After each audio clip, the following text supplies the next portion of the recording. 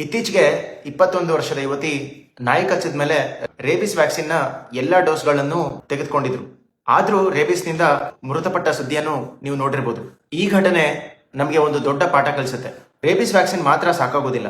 ಸರಿಯಾದ ಸಮಯದಲ್ಲಿ, ಸರಿಯಾದ ವಿಧಾನದಲ್ಲಿ ಸಂಪೂರ್ಣ ಚಿಕಿತ್ಸೆ ತೆಗೆದುಕೊಳ್ಳೋದು ಬಹಳ ಮುಖ್ಯ. ನಾಯಿ ಕಚ್ಚಿದ ಮೇಲೆ ಈ 6 ಗೋಲ್ಡನ್ ರೂಲ್ಸ್ ಅನ್ನ ಯಾವಾಗ್ಲೂ ನೆನ್ಪಿಟ್ಕೊಳ್ಳಿ. ಮೊದಲನೇದು, ಗಾಯನ ತಕ್ಷಣ ತೊಳಿರಿ. ಸೋಪು ಮತ್ತು ಫ್ಲೋಯಿಂಗ್ ನೀರಿನಿಂದ ಗಾಯನ ಚೆನ್ನಾಗಿ ತೊಳಿರಿ. ಇದು ವೈರಸ್ನ ಪ್ರಮಾಣನ ಬಹಳಷ್ಟು ಕಡಿಮೆ ಮಾಡುತ್ತೆ. ಇದು ಜೀವ ಉಳಿಸೋ ಮೊದಲ ಚಿಕಿತ್ಸೆ. ಎರಡನೇದು, ಗಾಯದ ಮೇಲೆ ಏನನ್ನು ಹಚ್ಚಬೇಡಿ. ಅರಿಶಿನ, ಸುಣ್ಣ, ಎಣ್ಣೆ, ಮೆಣಸಿನ ಪುಡಿ, ಮಣ್ಣು, ಕಾಫಿ ಪುಡಿ ಇವುಗಳಲ್ಲಿ ಯಾವುದನ್ನು ಹಚ್ಚಬೇಡಿ. ಮೂರನೇದು, ವ್ಯಾಕ್ಸಿನ್ ಅನ್ನ ತಡ ಮಾಡಬೇಡಿ.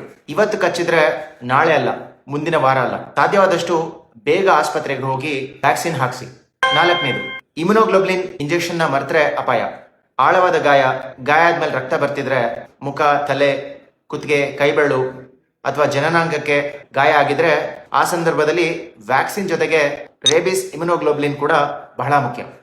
ಈ ಇಮ್ಯುನೋಗ್ಲೋಬ್ಲಿನ್ ಇಂಜೆಕ್ಷನ್ ನ ಗಾಯದ ಸುತ್ತಮುತ್ತ ಸಾಧ್ಯವಾದಷ್ಟು ಪ್ರಮಾಣದಲ್ಲಿ ಇಂಜೆಕ್ಟ್ ಮಾಡಬೇಕು. ಕೇವಲ ಕೈಗೆ ಒಂದು ಇಂಜೆಕ್ಷನ್ ಕೊಟ್ರೆ ಸಾಕಾಗುವುದಿಲ್ಲ. ಐದನೇದು, ಎಲ್ಲಾ ಡೋಸ್ಗಳನ್ನು ಸರಿಯಾದ ದಿನದಲ್ಲಿ ತೆಗೆದುಕೊಳ್ಳಿ. 1 ಅಥವಾ 2 ಡೋಸ್ ಹಾಕಿಸ್ಕೊಂಡು ಬಿಡಬೇಡಿ. ವೈದ್ಯರು ಹೇಳಿದ ಸಂಪೂರ್ಣ ಕೋರ್ಸ್ ಅನ್ನು ತಪ್ಪದೆ ಮುಗಿಸಿ. ಆರನೇದು, ವ್ಯಾಕ್ಸಿನ್ ನ ಎಲ್ಲಿ ಹಾಕ್ಸ್ಕೋಬೇಕು ಗೊತ್ತಾ? ತುಂಬಾ ಜನ ತೊಡೆಗೆ ಅಥವಾ ಸೊಂಟಕ್ಕೆ ಹಾಕ್ಸ್ಕೋತಾರೆ.